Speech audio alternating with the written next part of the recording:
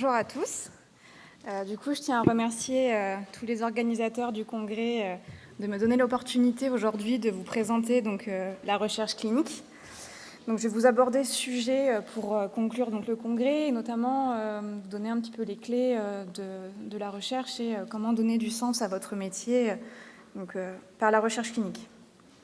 Donc, bien sûr, je n'ai pas de conflit d'intérêt pour cette présentation. Donc, vous n'êtes pas sans savoir que la recherche clinique permet d'apporter réellement une prise en charge innovante et optimale aux patients de tous les centres hospitaliers sur notre territoire. Et à savoir qu'en France, il y a 726 centres hospitaliers non universitaires, ce qui représente plus de la moitié des lits publics en France, ce qui représente donc plus de 50% de patients qui sont potentiellement incluables dans les essais cliniques. Et on sait que la recherche clinique, elle est ancrée en CHU, c'est pas une nouveauté, mais avec ce que je viens de vous citer, elle a totalement sa place en CH et elle a vraiment vocation à se développer chez nous. Sur une étude qui a été réalisée par le réseau RICH sur 2022 et 2023, on sait que 100% des centres hospitaliers non universitaires ont tous une activité d'investigation, que 94% d'entre eux sont structurés en unités de recherche clinique, que 70% de ces CH sont éligibles à SIGREC et 66% à SIGAPS, qui sont donc des plateformes qui recensent et répertorient pour SIGREC donc les inclusions des patients dans les études et pour SIGAPS les publications pour chaque centre. Et 60% de ces CH ont tous une activité de promotion et donc d'initiative de projets de recherche clinique au sein de leur centre, voire dans d'autres centres. Et donc sur la même enquête qui a été réalisée par le réseau RICH, vous pouvez voir ici que 89% d'études présentes dans les CH sont à promotion institutionnelle, enfin pas dans les CH, pardon, dans les centres du réseau, donc sont à 89% institutionnels, et dans ces 89%, 77% sont à promotion donc par des CHU, et 10% sont par des CH. Donc vous pouvez me dire que c'est un pourcentage assez faible quand on compare par rapport au CHU, mais ce pourcentage a le mérite d'exister. Donc les centres hospitaliers lancent la recherche et ont totalement vocation, donc, comme je vous l'ai dit précédemment, de se développer, et c'est un pourcentage qui débute, mais qui, on souhaite, va augmenter dans les années à venir. Et donc dans ce pourcentage d'études dans les CH, la plupart sont des études observationnelles, donc qui n'impliquent pas forcément la personne humaine. La plupart, donc, comme je vous l'ai dit, sont observationnelles, mais la recherche se développe. On peut également observer qu'il y a un petit pourcentage, donc 1%, c'est pas grand-chose, mais ça a le mérite d'être notifié. C'est des études de type RIPH1, donc qui impliquent la personne humaine. C'est des études qui sont plus lourdes et plus contraignantes pour les centres, notamment souvent des études médicaments. Et donc les CH arrivent à se frotter, si je peux dire, à ce type d'études, mais également aux nouvelles investigations cliniques sur des dispositifs médicaux, malgré la nouvelle réglementation européenne qui est beaucoup plus contraignante pour les centres. Donc là, on a un petit graphique, pareil, issu de l'enquête du réseau RICH, qui représente donc le nombre d'inclusions totales par CH et par étude en cours dans leur service. Donc ça représente au total sur les 50 CH ayant répondu à l'enquête 124 études, soit un peu plus de 4000 inclusions dans ces essais. Donc vous pouvez voir qu'en fait il y a beaucoup de centres CH qui incluent beaucoup de patients et très peu de centres hospitaliers qui ont ouvert les études et qui n'ont pas inclus de patients. Donc il y a un vrai dynamisme qui se met en place quand les CH veulent se projeter dans la recherche, ils se motivent et ça leur permet d'avoir une vraie dynamique d'inclusion. Donc la recherche clinique, elle concerne qui? Elle est faite pour qui? En fait, le départ, c'est le fruit de plusieurs questionnements et hypothèses que vous faites au quotidien dans votre pratique de soignants, que ce soit médecins ou paramédicaux. Et j'appuie bien sur le fait de paramédicaux. Vous êtes vraiment concernés dans les CH. Donc en fait, vous allez vraiment vous poser une question un jour, quelque chose qui va revenir quotidiennement, vous allez vouloir rechercher dans la biblio ce qui existe, s'il y a un intérêt. Et en fait, le projet il va commencer de se construire comme ça. Après, vous allez souvent essayer de vous rapprocher de vos arcs. Et là, en fait, nous, on a un réel rôle d'aide et de conseil. Et du coup, pour ces projets, on sait que le patient est au cœur de tout ça, mais vraiment, les acteurs, c'est vous. C'est vous qui êtes à l'initiative de tout ça. La recherche clinique, elle rentre donc dans le cadre de votre formation continue. Elle est là pour améliorer, donc comme je dis, vos pratiques, d'améliorer aussi les recommandations au niveau national, mais surtout de penser donc à l'avenir de votre métier dans son quotidien. Comment l'améliorer et comment améliorer vos missions tous les jours. Et donc voilà, la recherche clinique, elle évolue perpétuellement, notamment avec les nouvelles réglementations européennes, comme je l'ai dit tout à l'heure, qui sont mises en place depuis peu. Et donc l'ARC a également son rôle qui est très important pour la structuration et la gestion des projets en CH. Donc s'investir dans les projets aussi bien comme promoteur qu'investigateur, c'est vraiment une richesse supplémentaire pour chaque soignant, pour approcher notamment la prise en charge et la médecine individualisée et personnalisée des patients dans nos centres. Donc la recherche clinique, on sait que certains peuvent avoir des a priori, une crainte sur le changement, des nouvelles missions qui peuvent être imposées. On sait qu'il y a un manque de temps, un manque d'effectifs dans les services de soins. Malheureusement, c'est une réalité, que ce soit en CHU ou en CH. Mais l'avantage qu'on peut avoir en CH, c'est que les structures administratives sont plus petites, permettant donc une meilleure réactivité. On peut avoir une meilleure proximité, donc qui permet une meilleure collaboration, une entraide de proximité plus rapide. Et la recherche clinique dans les CH, souvent, elle se fait par choix. Donc, il y a une réelle motivation et un réel dynamisme qui se crée dans les équipes. Et elle permet, donc, comme je vous l'ai déjà dit, d'imaginer une prise en charge différente et de voir au-delà des missions que vous avez déjà au quotidien. Et donc, de voir de nouvelles missions et améliorer déjà votre pratique. Et elle a donc, en fait, vraiment une valorisation personnelle et collective au sein d'un service, mais même au sein d'un établissement. Donc la recherche clinique, elle a vraiment déjà prouvé ses intérêts donc dans la littérature. On sait que les services de soins qui mettent en place des projets de recherche clinique ont une plus grande implication dans la prise en charge de manière générale et pratiquent donc des meilleurs suivis des dernières recommandations. On sait aussi, comme vous pouvez le voir sur le graphique en bas à gauche, que les centres qui incluent le plus de patients, qui sont le plus impliqués dans la recherche, ont une baisse de la mortalité dans leurs services. Mais il a également été démontré que la recherche dans les services permet également de changer les mentalités et les pratiques sur le long terme.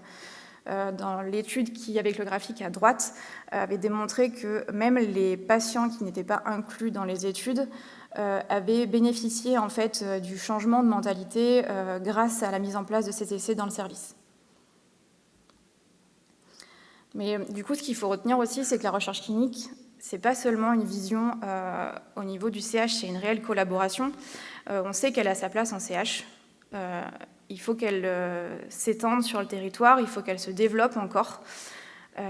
Mais pour créer donc ce développement, il faut vraiment créer un cercle vertueux et créer des liens forts avec nos centres voisins.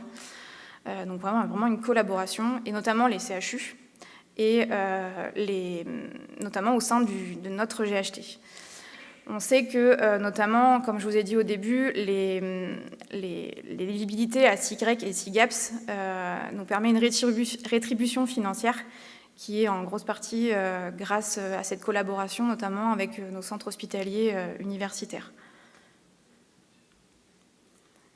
Mais du coup, pour revenir, comme je vous ai dit dès le début, la recherche clinique, donc, elle permet de créer ce dynamisme, cette valorisation personnelle et collective, mais il faut bien recentrer que cela permet d'améliorer l'accessibilité à l'innovation et à la recherche pour les patients vraiment de notre territoire, et du coup leur apporter vraiment une prise en charge innovante et optimale sur le territoire français. Voilà, je vous remercie.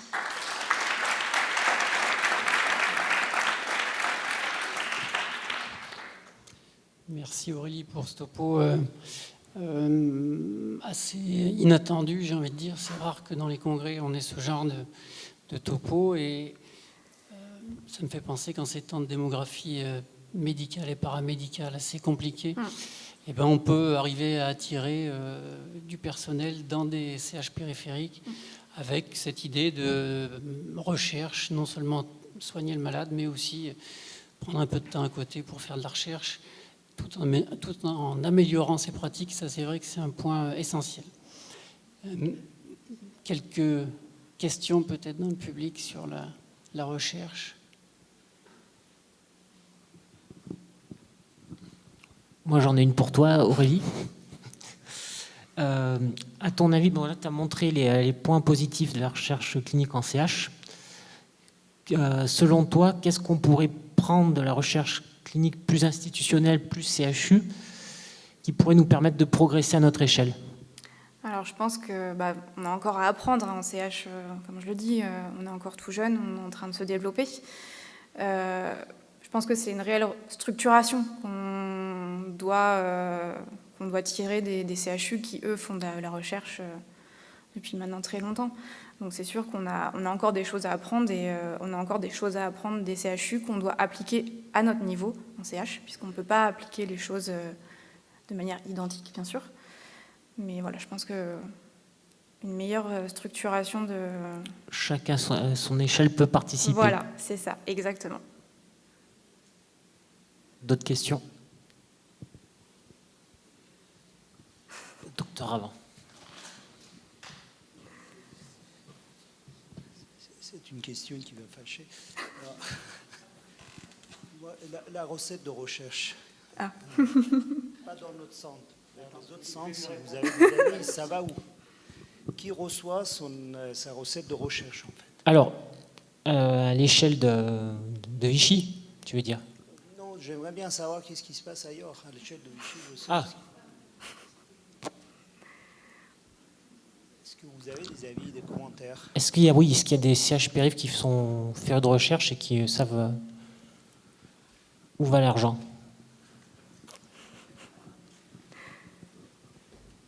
Il n'est pas versé dans la caisse commune du déficit abyssal de l'hôpital. Il est réinvesti pour les URC, etc. etc. En entier, à 100%. Comment ça se passe à Vichy?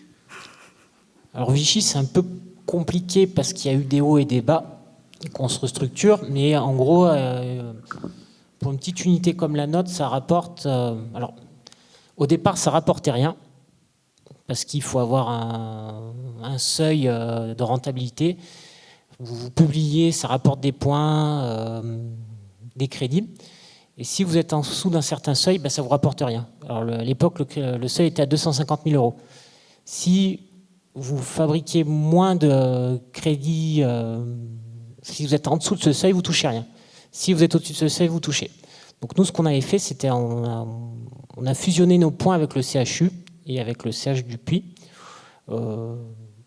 avec des avantages aussi pour le CHU, et, des avantages pour pas qu'il y ait quand il y a par exemple quand il y a des doublons avec des publications qui sont mixtes avec des auteurs du CHU et des auteurs de Vichy, que vu que c'est le CHU qui nous autorise à fusionner avec eux, c'est eux qui prennent le maximum de points. Donc nous, c'est depuis 2021, je crois, qu'on rapporte un peu de sous à l'hôpital. Donc ça varie entre 180 000 euros à 300 000 euros. Voilà, et par an. Et donc, il y a une partie de l'argent qui est réinvesti pour payer les arcs. Nous, on a une unité de 3 arcs, donc ça se développe. Il y a une partie de l'argent aussi, on paye on pourrait dire un service au CHU. On paye une petite somme d'argent par an pour avoir accès aux biostatisticiens, pour avoir de l'aide méthodologique, pour ce genre de choses. Et il y a une partie de la recette qui, initialement, très petite partie, qui était reversée aux médecins de l'hôpital. Ça permettait la première année, ça a permis de financer un peu de matériel, mais c'était à la hauteur, je crois, de 30 000 euros, un truc comme ça, ou même moins, non? Ouais, une vingtaine de mille euros pour tout l'hôpital. Et ça s'est perdu. Et le reste de l'argent ne restait pas à la recherche clinique. Donc là, on est en train de travailler dessus. On essaye d'intéresser les médecins et que cette manne d'argent ne retombe pas dans les caisses de l'hôpital pour combler le déficit ou payer les factures de gaz, mais pour que ça profite. Donc par exemple, cette année, on a financé UpToDate pour l'ensemble de l'hôpital. Voilà. Pour remercier les médecins qui font de la recherche clinique. Voilà. D'autres questions? Bon, merci. Merci.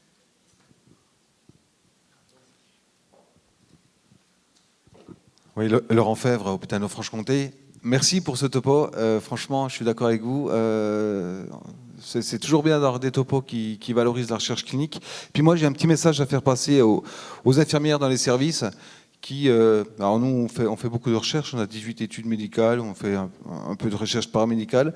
Et puis des fois, au quotidien, on voit souvent nos infirmières nous dire putain, faut encore remplir ça, il faut encore faire ci. Et effectivement, on entend régulièrement dire mais où va l'argent? Nous, on bosse pour vous, enfin on bosse pour les études, mais on ne voit jamais de retour, etc. Donc voilà, nous, il y a une association, il y a un peu d'argent qui est versé sur une association. Sinon, il y a un compte recherche à l'URC également. Et effectivement, on peut payer aussi avec ça des congrès, des déplacements. Et par exemple, pour le congrès du CREF, nous, il y a une partie de l'équipe paramédicale et médicale qui a été prise en charge par cet argent. Donc ça sert de faire de la recherche. Et il faut même si des fois c'est un peu... c'est un peu embêtant quand on a du travail de remplir des documents, etc. Ça sert. Voilà. On peut utiliser cet argent-là pour aller en congrès. Voilà. C'est ce qu'on fait, enfin, c'est ce qu'on tend à faire sur Vichy, mais il faut qu'il y ait, on peut le faire, mais il faut qu'il y ait des candidats, il faut qu'il y ait des gens qui se manifestent, qui ont envie de faire de la recherche. Et nous, il n'y a pas de problème. S'il faut vous envoyer un congrès, s'il vous faut vous payer un poster, un e-poster, ce que vous voulez, il n'y aura aucun souci. Il faut juste des candidats et des gens motivés. C'est un beau message d'espoir, ça. Hein. Bon, merci beaucoup.